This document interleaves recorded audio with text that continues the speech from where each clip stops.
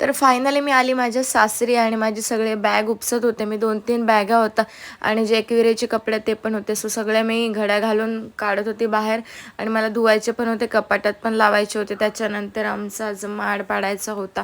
So शाळी वगैरे झालेली, तर मी इथे आमच्या तिकडे बसलेली बाहेर, पण इथे अशी पहिल्यांदा शाळेचं पाणी पिते आमच्या स्वतःच्या माडाचं. म्हणजे माझ्या सासरच्या तर खूप मस्त पाणी लागलं एकदम गोड गोड. आणि संध्याकाळी आम्ही जायला निघालो मूवीला. मूवी कोणती असेल तुम्हाला माहीतच आहे, छावा.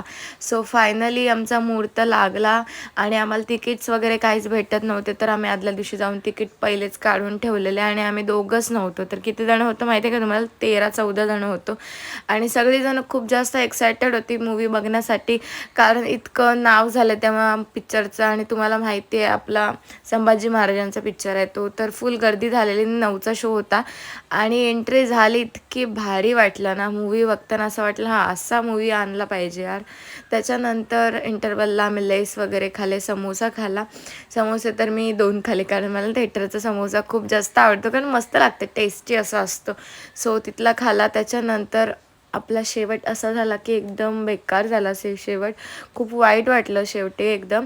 म्हणजे असं एकदम टचिंग मुवमेंट होता तो. तर असं खूप वाईट फील झालं आणि लगेच आम्ही आलो घरी.